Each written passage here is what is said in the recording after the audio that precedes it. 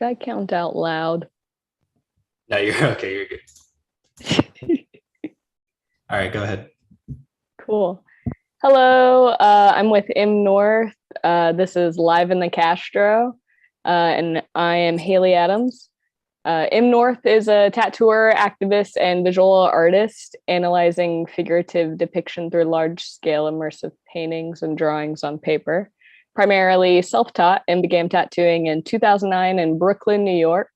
In 2016, they opened the Scarlet Letter, a tattoo studio focused on providing an inclusive and safer environment for LGBTQ folks and clients seeking tattoos to cover scars from top surgery and self-harm. M currently lives and works in NYC and Philadelphia. At the end, if anyone has any questions, I can read them out. So if you do have any questions throughout the interview, just put them in the chat. How are you doing, Em? Great. Thanks for having me. Yeah, I'm so glad that you could come. I can pull up some of your artwork, but do you have any projects you're currently working on? Not currently for art. I'm working on clearing up some time to make art. So yeah. I'm trying to get a head start on my tattoo drawings every month so I can really protect that time. How much in advance do you work on your drawings? It depends. I mean, I'm not somebody who likes to do them the same day or the same week. Sometimes I'll slip into that, but then I feel super stressed out. So in an ideal world, if I have the whole month booked, I can find time like that first week to just get all my drawings done, which, you know, I always wanted to take one day, but it usually drags in to other days because I can't, you know, do them all in one day. You'll do a month. You'll try to do a month of drawings in one day. Yeah. And with black tattoos, it's like, yeah, most of my projects are one sitting, so it's a lot more drawing for black tattoos, you know. But yeah, I don't know. I work better in hyper focus, so that's always how I've worked in my artwork too. Like I used to guilt myself about not having a study schedule, but I'm good if I just like stay in that mode and remember to take breaks and get exercise in between. Yeah, definitely. But sometimes I slip and then I'm doing drawings the night before, but that I don't find that to be so great because I'm tired from tattooing and, you know, working that muscle drawing is like a little too much to be doing the night before you're tattooing all day. So. Yeah, I do all mine in the morning before. And so what if I'm starting a tattoo that day, then I'm really tired by the time I'm like, I don't know, an hour and a half into the tattoo. I'm like, oh, I've already done this all day. So I should have a better system like that probably. Yeah. And I mean, as I've been tattooing, you know, I mean, you get pain and stuff from tattooing. So I'm just trying to be better about getting, oh no, did we disconnect? No. Oh okay. No, I'm sharing a screen. Changed. I'm just trying to get better about like getting up early and working out. I mean, that's very challenging to even do before noon for me, but yeah, like getting some movement in so I don't have so much after effect from the tattooing. So yeah. And then sometimes, you know, it stinks when a drawing takes a little longer than you expected and then you're panicking and scrambling to get ready for a client. It's a lot. I like the pressure, but you're right. I'm like normally mean to everybody. Like I'm trying not, you know, I have my like I put earplugs in, I'm drawing, and then people are like, "How are you doing?" And I'm like, "I'm really stressed out." But yeah, I could avoid all of that if I just worked more like you. It's nice that you're able to do that. So these are some of your artworks. I'm trying to figure out how to scroll. You can on my screen share. You can click on the drawings and they'll open bigger. I think that's how that website. Okay. See, there's a little plus. So if you click, it'll give you like a slideshow. I can't tell if it's like. Hang on. It's not working, huh? It's I think I'm like can't tell if I'm working in screen share or not. I'm confused for a second. Hang on, I got this. Oh, yeah. Okay, there we go. Sorry. It's okay. There we go. Okay, and now I can move it around. Why does it keep going to the square thing? Okay. Dun, dun, dun. So there's Okay. that little plus in the top right corner. I think if you click on that and of each painting. Oh, there we go. Okay, now I can move them. Okay. Now I'm set on that. Okay, now I'm clicking. Oh, the plus. There you go. Yay! Yeah. Okay, and then I'm going to make my screen big. Ah, satisfying. Okay, and then where are my little arrows? How big is this one? That one is about 60 inches. I'm not sure. It's not as big as my usual stuff. It's like about double 18 by 24. Mm-hmm. So the figure is kind of life size-ish, maybe a little bit smaller. I like that one a lot. It's very beautiful. What got Thank you you. into drawing them large scale? Even this one's like 3 foot by 4 foot, right? Yeah, that's how big those are, 3 by 4. And they're kind of small for me. Oh my God. I don't know. I mean, I tend to like I work very detailed with tattoos, and I tend to get really obsessed and kind of perfectionist when I'm working small. And when I was in grad school, I had a really big studio space, and I had entered grad school working on videos and installations, and had also been working as a graphic designer. So I was just really sick of being stuck on the computer and being stuck in that small format. And I wanted to like move my body more and relate to what I was drawing, like with my body. Oh And yeah. just like the process of creating something big. I mean, I would often plan it out small, and sometimes I would have to use a projector because some of the drawings I did back in school were like 8 feet by 30 feet. So I'd have to use a projector to like size it up so it wasn't distorted. Yeah. But it was just so much more fun to work on stuff like that and, install the stuff. And because I was like getting up on stools and, sitting Like down on the using your floor. whole body to design things. I like Yeah, that yeah. And idea. I'd have to step back so I wouldn't get too stuck in the details. But it's not very practical to work that big, especially in New York. It's really hard. It's really hard to sell that big. I mean, even these pieces are a lot smaller than the pieces I was doing in grad school, but people just don't have room for such big work in New York.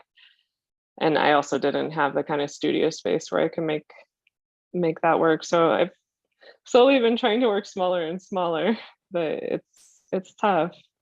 How do you store them? Yeah. They're really, I mean, some of these were paper that I sized and stretched on stretchers, kind of like you do with a watercolor, like where you wet the paper and then you put it on the stretchers and then it dries and shrinks to it. So it's really tight. So I could take it off the stretchers. I don't know if it'll be as easy to stretch in the future, but so everything's in rolls. And then the really big drawings, all I could find to work on at the time was backdrop paper because I didn't really want to work on canvas. So I was working on like photographic backdrop paper, which comes in great colors, but it's not the most durable. Yeah. So some of those drawings that I've shown have like seen some wear and tear, even though galleries are really careful about trying not to rip stuff. It's just at that size, but those are in my mom's attic in big tubes. But yeah, I don't know. Will you tell us about one of your favorite ones? I can find it for you. I guess or any of them. If you go under artwork and then go to the bow series, these are kind of, I mean, these are old at this point because I did them in grad school, but they're kind of the first really big pieces I did. And they get the most attention, so they're more everybody else's favorite. I think there's something beautiful. There's also something really enticing about pink. Yeah. I don't know. I remember being like a young riot girl punk and having pink hair, and it wasn't that normal to have pink hair at the time. And I'd have like dads coming up to me, like dad type guys being like, "Where did you get that pink hair? It's beautiful." Like pink is just psychologically very enticing. And they're very simple. But I feel like, you know, it worked as a concept. I mean, I was actually at the time getting out of a really long relationship. Like I was in my late 20s and had been in an 8-year relationship. And like, so that was like a third of my life. And thinking about like sleeping alone. Yeah. But then, you know, like I drew myself. I mean, it wasn't especially supposed to be myself. You know, the figures are kind of ambiguous, but Yeah. so some people read it as that, some didn't. But I was thinking about like how we project ourselves on other people, like if we're in relationships, and also just like the process of sleeping. Is this place you come together with somebody every night or with yourself, and like finding that in myself. So I feel like these were really important pieces. And they're easy to talk about because I've had to talk about them a lot. They're so beautiful. Thank What do you you. prefer now, sleeping alone or with somebody? I can go either way. I feel like I've figured myself out. Yeah. So it depends on the person too, you know? I really like to starfish. So Yeah. I'm like, you can come over, but don't stay like multiple nights. Yeah. And people get mad at me, but I'm like, I I mean, just it's nice to have really want space. to spread Yeah. out. Yeah. I It's like, also am such a light sleeper that like if somebody moves a lot or at all, I'm just like, stop. like, You know? can you go to the couch? Yeah. Yeah. And sleep is precious, I must say. Definitely. It's one of my favorite things. Sometimes I'm like, oh, I think sleep like beats eating and sex. Like just and being able to like wake up a little and be like, and be so cozy and go back to sleep. It's the Yeah. best thing in the world. Yeah. And it's so important. Like, I mean, I'm somebody who needs like 7 or 8 hours. I wish I could go in 5 or 6 like some people, but like if I've Yeah. had 6 hours of sleep, I'm just like, I feel like my whole world is falling apart. And I'm like, what's wrong with me? I feel so emotional. So I Delirious. feel like sleep is a priority, you know, or I try to make it a priority. Did your large drawings come before tattooing or did tattooing come first?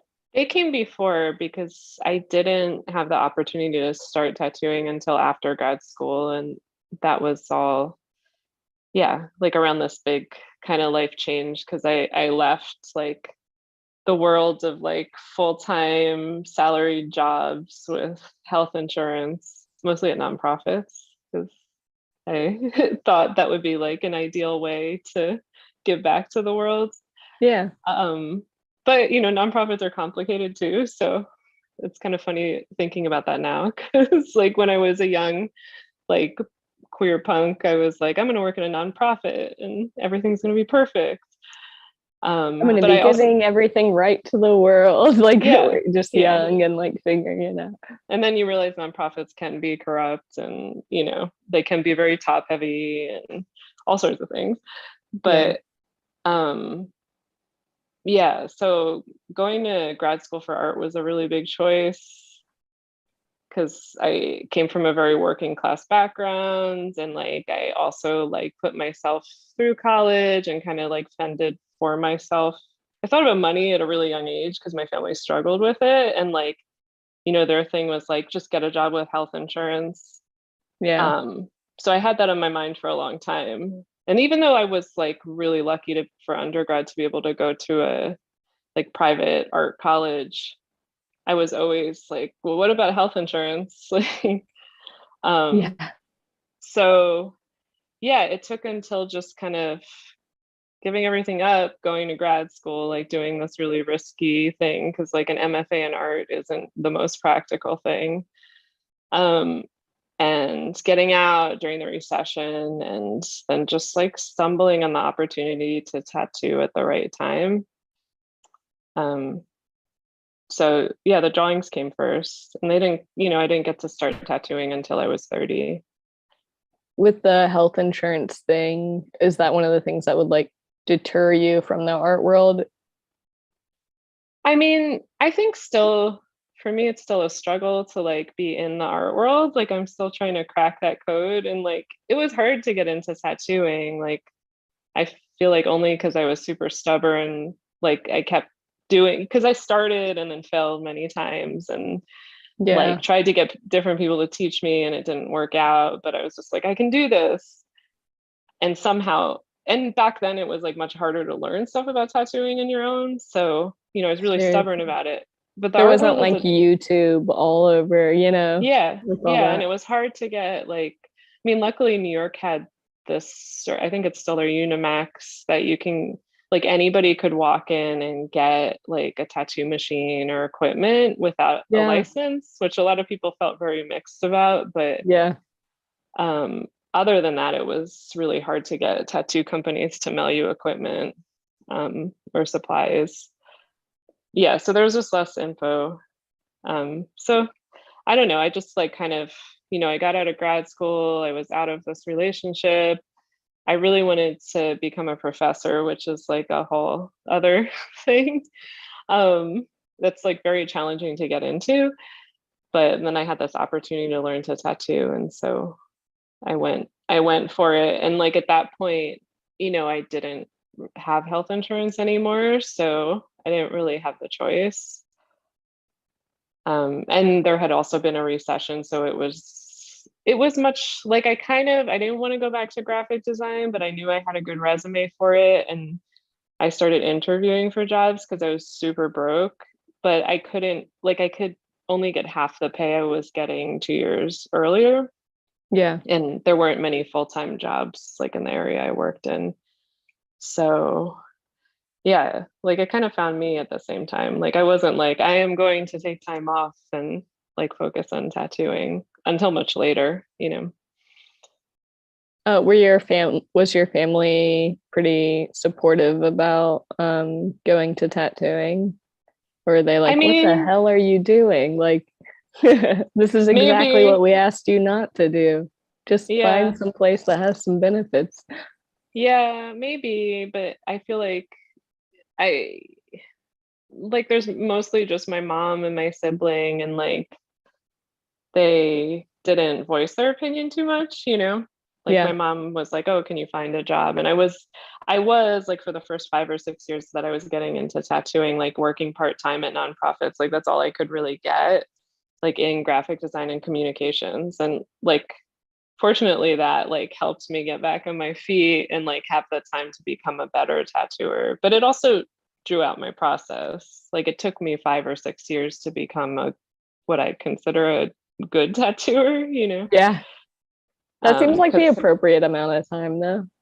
Yeah, but I also wasn't tattooing full time, and I wasn't around other people who tattooed. Like I tried so hard to find people, but you know, it's just mostly like practicing on people who wanted cheap tattoos, which like I'm so grateful for that.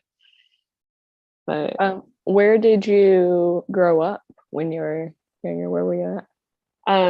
I grew up in central New Jersey. Yeah. And then I left in 1997 to go to college, and I just went to New York City. Like that was always like where I wanted to go.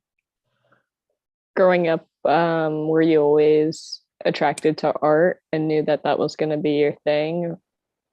Yeah, I mean, art was kind of, I don't know, it was just like what we did in our house. My mom and a lot of the women in her family were artists, but I think my mom was the first generation to go to college, and she went to be an art teacher. But then like while I was a kid, she had a lot of trouble finding a job as an art teacher. So she was like working at daycares and stuff. But like we always had art supplies around. Like we always had a big coffee table with crayons and clay, or like Legos, these big bins of like secondhand Legos we would like get from people. So I was just always drawing, and I was always good at it. Like I remember being, I don't know how old I was, maybe 9. And my grandfather hung out at this place, the Grease Monkey, across the street from his house. It was like an oil change place. And I remember he took me by there, and I was drawing caricatures of like all the staff. And they were really excited about it. Or I would win art contests, like, you know, in elementary school, like there were different magazines the teachers would submit us to. So it was always something I was good at. I also like really came to like writing during high school. So I went to undergrad for art and writing, but I think I've always just come back to art and drawing. Like it feels like, oh, here's another good story is like I grew up in, kind of like a poor working class neighborhood, and we would find other kids in the neighborhood and go over to their houses with like I would have my basket of My Little Ponies and I'd go over to play. But we found one of the kids' houses, like they weren't really looked after, and we found the dad's porn like in this closet. So perfect drawing material. So I would draw porn for all the other kids. Like I don't know if it was so we would have it to keep or just because it was fun. This was like second grade, That's so cute. So I feel like it was here, I'll copy this for you guys. Yeah, it was always like my superpower, Yeah, those drawings are probably amazing. So she had yeah, my best friends had some. We actually made some at school for a while that we kept in this purple pencil box, and she had them for years, but then she said she threw them out, so I've never gotten to see them. What a loss. It would probably be terrible. In college, were you sure you were going to be a graphic designer? I feel like that's a lot of the like art direct. Oh, I need an art job, graphic designer. How does that? Not at all. Like I was at Parsons, which was like, a very fancy school. I was very grateful to be there. I had a lot of scholarships, so I like paid a lot of attention in class, even like when other kids were partying. And then it came to like second year and you had to choose your major. And I was like, I really want to do fine arts, but I should probably do illustration because that'll get me a job. Yeah. That's what I thought, which illustration doesn't, right? Yeah. But I remember just like agonizing and like crying to the advisor over this. And then I started a semester in illustration and then went to fine arts after that. But no, I had like one HTML programming class I took and I was pretty good at it. Like it's kind of like geometry, fitting shapes together, and we used to do it all by hand. So I just kind of like taught myself to be a graphic designer. Like at first I worked as in kind of social work type of, like I was a case manager. And then that funding ended because it was 9/11 related. And then I was like, I guess I'll teach myself to do graphic design. And that was very accessible at the time. Like you could find information online to self-teach. It was probably a little less complicated, right? Like yeah, it was back in the day. Yeah, well, it was still pretty complex, but you could steal licenses to all the like Adobe programs, like much easier. And also like these people, the people doing design and web design were online, so they were sharing a lot of information like via that route. So, and then I was mostly working at nonprofits, so like I was the only graphic designer and I could kind of, feel my way around and self-teach. Yeah, nobody like looking over your shoulder like, wait, what are you doing? Like yeah. So I never really wanted to be a designer. I mean, I really enjoyed doing print design. Like I, for some reason, really enjoy laying out type. And it's really cool to like pick ink colors and paper and then do a mass printing and see this thing you worked on like in print. Yeah.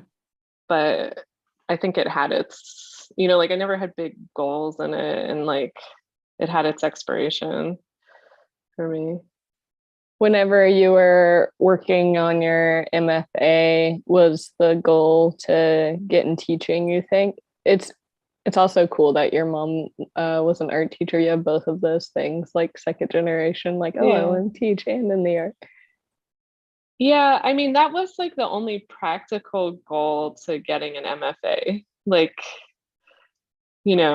like you could say you want to get an MFA to be a famous artist, but even people who go to the top MFA programs, only a small percentage like have that lucky break of like selling art and being represented. So yeah, and I liked working with people, so I thought teaching would be great, and I enjoyed teaching while I was in grad school. But it was a lot more challenging to get into like after school. Like I adjuncted, and adjuncting just doesn't pay very well. And What's like I've adjuncted, adjunct? Like it's like, assistant teaching. no, it's like a lot of colleges hire professors who are like temporary part-time, so they just come and Oh, teach a class. yeah. But they get paid much less than the full-time faculty. So it's kind of this way, and they don't get benefits or anything. So you come Ooh. in and get a couple $1,000s to teach a class for a semester, you know. Oh, that's But interesting. yeah, it almost breaks down to like a paid internship, like that kind of like Yeah. making it worth your time, you know? It's great. I love teaching. Um, I think I always imagine myself like moving back into teaching more if I could find like a full-time teaching job. Yeah. But the ideal would be to like just have all the time to paint and draw and not have to do any of those jobs, I suppose. Yeah, I guess Like, so, but I don't know. Personally, I find like I need some interaction. That was part of my yeah. issue with being a graphic designer was like I just feel like my energy is fed by like being around other people, you Yeah. know? So I think if I just was left in my studio for months, I don't know if I'd be that productive, you know? Yeah, that's fair. You get lonely. It's isolating. Yeah. And teaching can be very like I loved teaching the basic like drawing fundamentals course because then I started to really like think about like line width and perspective and all these like little pieces of drawing that I was breaking down. And I felt like when I went back to drawing myself, like later that day or whatever, like I had like, you know, just more thoughts around the whole process. It definitely like engraves it more like whenever Yeah. you teach, but that's nice to have it like fresh on the top of your like, oh yes, lines. Yeah. Will you tell us about your tattoo work? I'm gonna show some of it. Um, well, I do mostly black work, like black line etching work. I didn't expect to end up doing this kind of work, but I was always better at it. When I first was learning to tattoo, I wanted to do watercolor tattoos because that was the only thing I knew aside from American traditional. Yeah, And then that's I fair. couldn't. Like the examples were very slim and watercolor became like a thing that was like Yeah, and noticeable. there were artists like Amanda Wacho who worked in New York, and she was doing like very experimental, like fine artsy, like painterly tattoos. So I thought that's great. That's what I want to do. Um, I didn't really have a mentor to teach me that kind of stuff, and I was always told my black line work was better than my color work. And then black work, as it's called now, became a thing like maybe Yeah. 4 or 5 years in, and it became really popular in New York. So that's what I do now. And I think it makes sense because I draw, you know, like I think about Yeah, lines. it And does. at this point now, when I go back, I mean, I sometimes will do a little color, but it's really like rarely. But I feel really impatient when I do color now because it takes so much longer. Like, you know, line work Yeah. is so satisfying because I just like, you know, breeze through the tattoo and have something finished. Um, and I don't have to like, you know, rely on my clients like having enough money to come back and come back and come back. Although sometimes, you know, sometimes I deal with that with bigger pieces. Yeah, like do you have thousands of dollars to sit through these 20 Yeah, sessions for this and is I beautiful. This must have been multiple sessions too, that though. was 2 sessions. Wow, that's Yeah, awesome. thank you. Yeah, and I mean, I've had it like I had one back piece years ago that it took the person years and years to finish, and it was just like I can't imagine how like all of you who work in color like can ever finish a project because you It know used to be so hard. it's so Like hard. people And then always if the like work they'll is just drop old, off eventually. yeah, and if the work is like if you haven't worked on somebody for several years, you know, their skin can change, like the ink can change. So yeah, I feel lucky in that sense. I think like working in black work, I have to do a lot more scheduling and a lot more drawing. So, you know, there's pros and cons Yeah, just because I there's a have to book lot more more clients. drawing involved for sure. Yeah, because I have to book more clients. Like I'm seeing like more new people. Which also for me, like I love, I mean, I love meeting new people, but it's so good working with a repeat client who like I know I get along with and we already have a rapport. Like there's so much Yeah, less performance anxiety in that, you know. seriously. I get such Um, bad performance anxiety. I definitely understand. This is awesome. yeah, and tattooing is, I mean, it's performance. Definitely performance when you're like at a convention, but you know, it Definitely. is performance like one-on-one most of the time. What got you into working more or with scars? I guess not that many people like advertise like, oh, I work well with scars. That's what I like to do. In your introduction, it talks about how you like to work with yeah, people who had top surgery and self-harm. I just got top surgery. I'm healing right now. I still have Oh, my binder on right now. congratulations. Thank you. I was excited to do this. It was like, oh yeah, Yeah, and you focus on this, you yeah. know. I mean, I think it just kind of like because I mean, I literally have Queer Exchange and Facebook to thank for like my tattoo career because like that's how I got my early clients. So like Yeah, being a queer person, like I was mostly tattooing the queer community and have mostly been like throughout my career. And you know, it was people looking for like safe spaces, artists they felt okay with. So it just kind of naturally led into, especially the top surgery scar work I've done.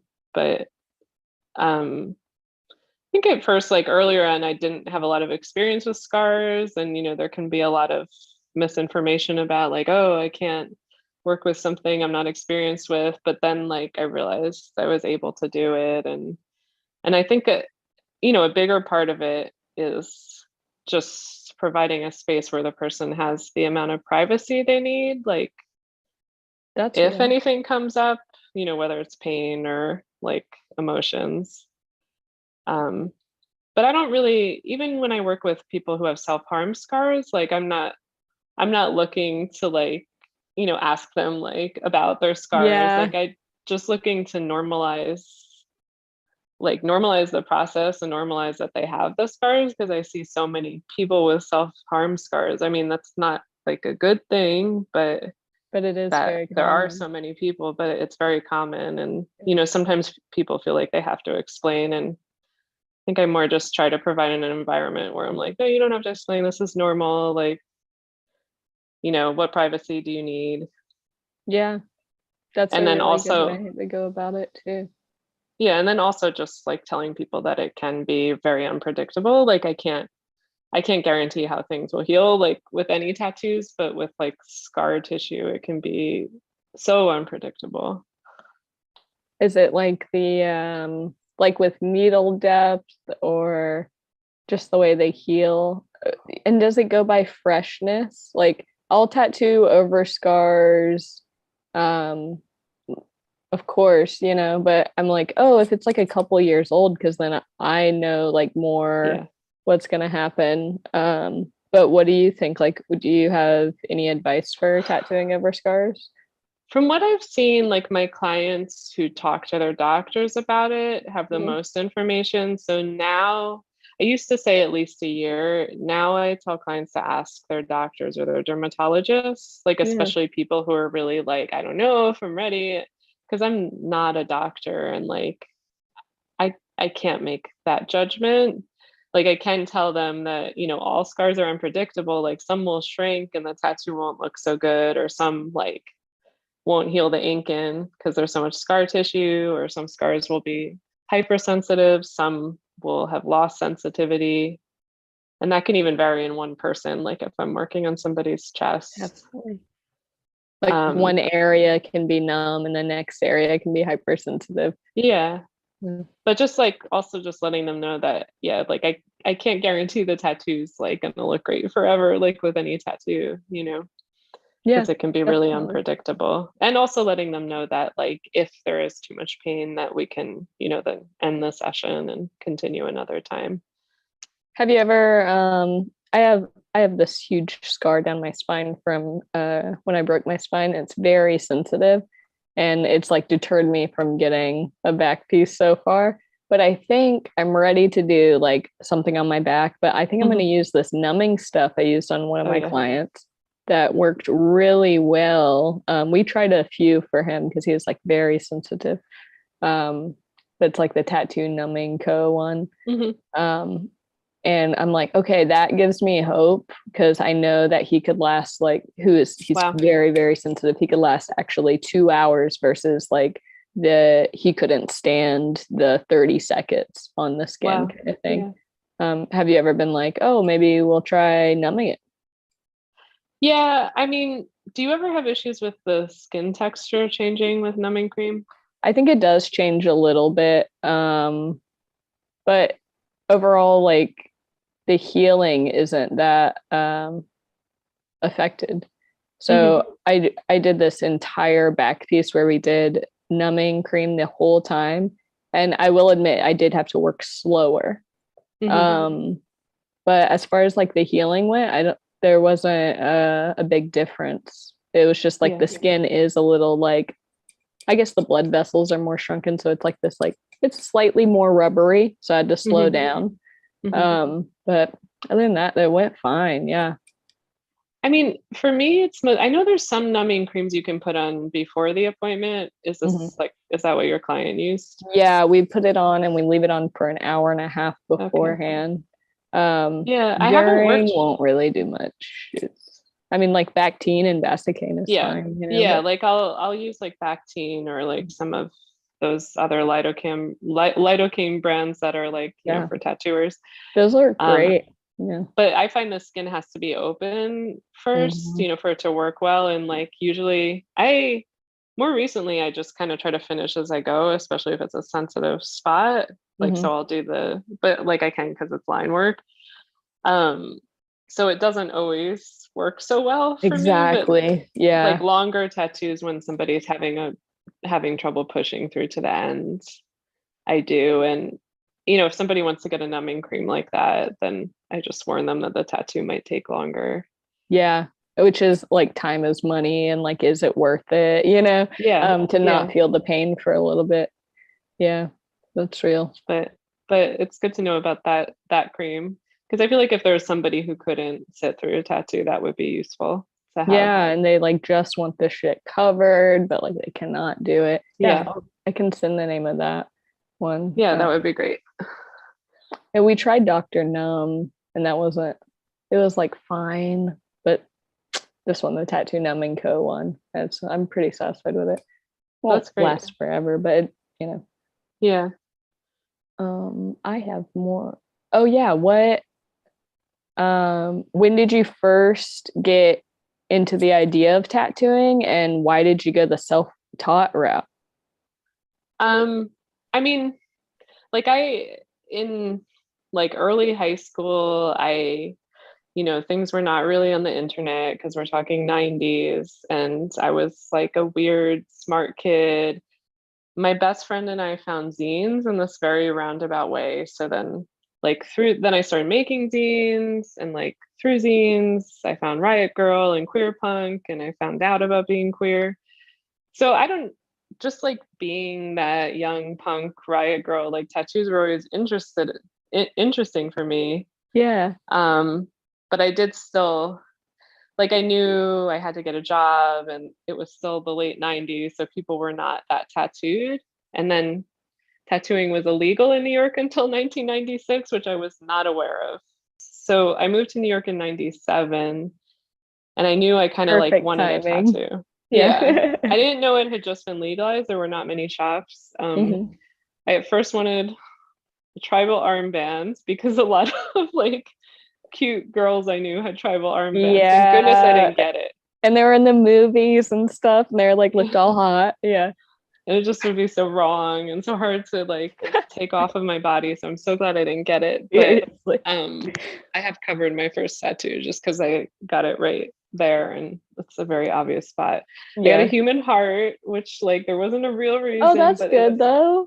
It was in a lot of like this like album, like this Heavens to Betsy album I liked, had it on the cover. And I just thought the human heart was a cool symbol. Why'd you cover that? That's perfect. My arm got bigger. It was like black and gray. Like stupid people were like, is it a brain? Like I just was like tired of talking about it. But yeah, I was always like, I can draw. Like this seems like a cool, like as somebody who's into zines and like punk culture, it seemed like a cool thing to get into. But I would get up the guts to ask like when I was getting tattooed, and I just would be turned away super quickly. Like it doesn't matter if you can draw, that's not what it takes. Like the door would be shut. Ugh. So like the technical side might be too hard for your brain. Like yeah. Like I don't even remember if they said anything that particular, but they're just like, no. So yeah, so I was always curious, and like I slowly got more tattoos. I didn't have much money and like was trying to live in New York and have office jobs where like tattoos were allowed, but definitely whenever my like one or two small tattoos showed, I would get weird comments from like my coworkers. So it didn't seem like allowed, like or accepted. So yeah, I was always really curious about it. But I didn't have much access to that world. What how'd you finally get into it? There was a couple, like when I was getting out of grad school, there were a couple of people. First, I was like, that last semester, I was dating somebody who was like, hey, if you want to get into tattooing, there's a store in the city and you can go and get a kit and I'll let you tattoo me. The Unimax store, that one? Yes. Yeah. So I went and got the kit and then we started a tattoo on her, and I think I got one line down. Well, actually, first, because I'm a very cautious person, I was in grad school with this guy who had done an apprenticeship, a 2-year apprenticeship, but he said he couldn't tattoo anymore because he wasn't tattooed. So nobody would book with him, but he said he would show me sterile setup. So like at the same time, these two things were happening. So then I bought the kit, and then this woman I was dating at the time and I did this sterile setup in her house, and like we got a line in her and we're both like, we can't do this. So then we did end up finishing it, I think later that summer somehow, but the fear it just felt so weird to be puncturing somebody's skin. Like I felt very scared. A wild thing to do. Yeah. Especially like first time.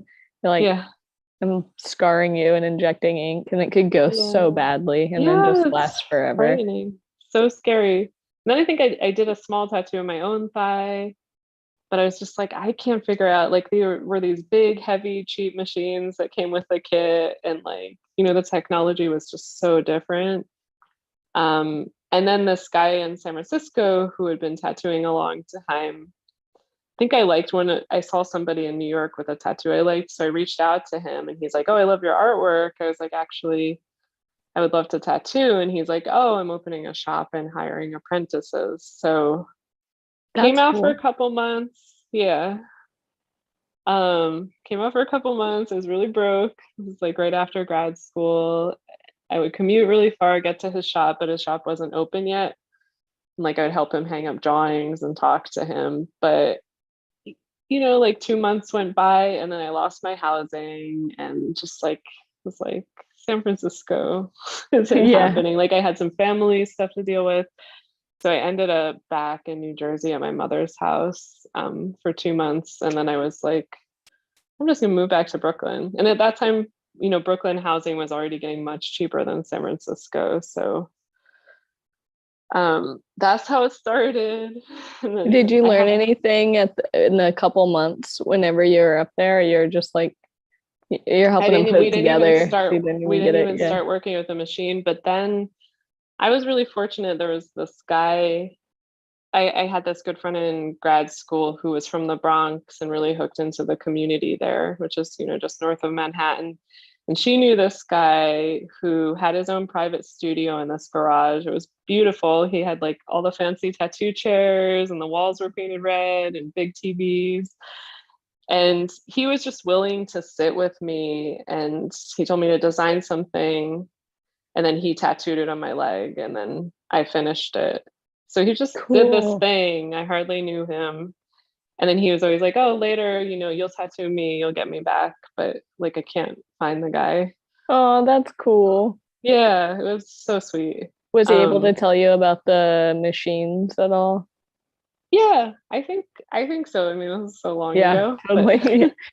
I I just was remember that still, being like the valuable, like it was yeah, like, okay, once like I could figure out the machine, then it was like yeah. fine to tattoo. Like it was a lot easier. Yeah, because everybody was like, you have to learn to build a machine. He didn't teach me to build a machine. Yeah. Like I like understood it better, but I think like as soon as I got my hands on a rotary, like I just was like, and then I Yeah. felt a little ashamed about it because everybody's like, coils are better. But at this point now, people It are was the like, first whatever. tattoo machine, anyways. It was a Yeah, rotary. So yeah, yeah. yeah. They're more consistent. I don't know. And now I I use a still use pen, both, which but you what? I was still sticking to like, the rotaries by a certain person that look like coils. I won't Oh advertise them. yeah. I was still using all that stuff, and then yeah, I found a wireless pen that I liked. And now I just use that. I'm like, I can't I can't go People back. love those, especially for black work. I think Yeah. for me, And like it's it slows me down for the color a lot, but all the artists, I think all the black work artists at my shop, they all use the pins and they're like, And there's use this one in bring mine particular in. that I like because it has this responsive mode that replicates coils. Like I've Yeah, tried others and that's I cool. was not able to use them. Like I Yeah. just sold them. But like I've been able to just like speed through chest pieces, rib pieces, and so Which one and is that? Does it is the the responsive mode like Cheyenne it has give? So yeah, the yeah, that's Cheyenne Soul cool. Nova, that, and you can turn that on and off. But That's yeah, awesome. That's what I think that's what like really freaked me out about them is the like rotaries in general is the rigidness. Like yeah, it's like, oh, yeah. I need it to like soften up. Like, like Yeah, you as don't it want to hits the like skin, blow that's out. important to Yeah. me. Yeah. Yeah. So Well, I don't know. Anyway, that's kind of how I got in, and then just like practiced on people. And then I mean now it's a whole different world, Like at some point I started working for a shop and could share information with other artists and learned a lot from that. But it took a long time. what was the inspiration behind opening up your shop, the Scarlet Letter? Um, like I worked at some shops and like, I knew it existed, but then like experienced witnessed racism towards like clients, like some more covert, just like, oh, I don't want to work on this person, they're so dark, I can't see, or I don't have experience working on melanated skin. And then I noticed like, I mean, some people were taking like terrible pictures on darker skin, like because we didn't have like ring lights or like a good setup at the time, but none of that stuff was getting posted on the shop's Instagram. So I brought it up, and then It's it just wasn't blatant respected. racism to be like, oh, I just can't do it. And it's like, okay, Yeah, so you only learn to tattoo white people. That's really weird, you yeah, know? yeah. And it's all like, I don't know. There's like no one right way to do anything. So there is a way to like start small and like, get experience through small tattoos. Yeah, the Even if, just the same way you learn to fucking tattoo, right? yeah. It's yeah. So then like some clients brought that up to me. They were like, I'm having a good experience, but like I noticed the shop, blah, blah, blah, doesn't post any pictures on Black folks. So then Yeah. I was like, now I need to bring it up, and I brought it up, and the response wasn't good. So I got out of there. I was gonna work for another shop, but then in New York, it's fairly easy to open your own studio. So then I ended up like backing out of working for the other shop and just having my own space with a friend. And that eventually became bigger. My friend left and did his own thing, and then I had my own space. So that's when I started it. And all of like the branding around being a safer space branding. I don't know. Like I had Yeah. signs and stuff because it was feel like even more then, because there were so few shops doing it. It was like 2016. It was really important to like have the signs up, and like clients talked about really appreciating that. And you were tattooing mostly the queer community, since it was Yeah. like the way you got into tattooing too. Yeah. It was like, you're like, oh, finally. Like, yeah. And it felt like New York needed something like that. Like now, of course, because it's super easy to open a space in New York, there's like a whole bunch of safer tattoo studios, queer tattoo studios, which is great. Yeah. Because there's definitely enough work to go around and enough clients. Yeah, that's something that you used to not hear. Like people would be like, oh, discourage people from tattooing because we don't need more tattooers. It's already hard enough to make money. I think right now it's like that's definitely not the issue. Everybody gets tattooed now. It's weirder if you don't, almost. Like well, San Francisco, like where you're at, I feel like people are even more tattooed than New York. And New York is like catching up. You know, but people for a long time, like New Yorkers, I would say just wanted like black work and like hand size or smaller. And like now that it's getting more ingrained in the culture, there people are wanting bigger pieces. But I feel like, you know, I've been spending a lot of time in Philadelphia lately, and in Philly, we're kind of behind even New York. Like it's super hard to open a tattoo space. So it keeps it really protected to like the people who can afford it and have access and have apprenticeships. It's really hard to become a tattooer. You have to do a 3-year apprenticeship under an artist. I wouldn't have passed. Yeah. Like I didn't even 3-year fucking apprenticeship. So it's kind of, it's a little frustrating here because it's not like I can't apprentice everybody, nor I don't know if I can apprentice anybody.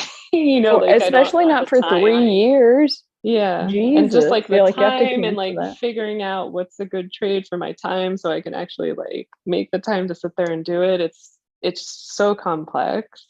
Yeah. But it's kind of frustrating being in Philly because I don't know. I work for a great shop, but like I love the privacy of having my own space for the type of clients I like working with, and it's much harder to attain here. Find a shop that has separate rooms. I know. Yeah, the shop I'm at now does have booths, but you know, like some clients like don't want anybody to like walk by. Oh yeah. Well, some of them have like complete different rooms, like the doors. Yeah, I'm lucky to have that in San Francisco. We have like different like rooms and everything. But there's also I've seen your space. It's really great. Thanks. There's also a system we like put in for like, okay, so there's stairs leading up to our lobby, you know. So if anybody can't do stairs, you know, we go meet them at our sister shop, you know, our friend shop that doesn't have any stairs. So like maybe you could also make a deal with another tattoo shop, like they have a private room. And then like sometimes like you can schedule them whenever that person's off into that private room too. If it had to be like that's a good idea. Private. That's a good idea. If I can find that, I definitely will. Yeah. Do you have any advice on people? There's people like all around the United States and the world that will tune into this show. What if they're like, can I have some advice on opening up a safer space? Like, how can I, you know, do you have any advice for people wanting to open up a safer space, hopefully? I mean, I think, well, like what we were just talking about, having ways for clients to have privacy during their tattoos and always offering that, like whether it's screens, you know, separate rooms, if that's possible. And yeah, offering that stuff up front. Don't wait for the clients to ask for that. And also, you know, like I found for me, like I use an automated scheduling system that sends out reminder emails. So I've like carefully crafted all of that info into reminders, like, you know, info about aftercare and like getting ready for your tattoo, but also like, this is what I offer in terms of like your comfort. Yeah, so I guess like those two things are super important. I think also, you know, making sure if there's going to be multiple artists that all artists are on board, because like some things can be really normal in tattoo shops, like like coming up to like another artist coming up to an artist working, Yeah. you know, without really asking. And like, I think people can feel really objectified if they're the ones being tattooed in that situation. So, Yeah. you know, training all artists so that they understand consent and informed consent so that they're asking before they, you know, come into the tattoo area. And for me, all this stuff is magnified with COVID. Like, it also includes like, I don't know, like a lot of people aren't masking at shops because those aren't like, it's not required by cities, but like from my perspective, it really discriminates against people who are more at risk because then they can't come get tattooed. Yeah. You know?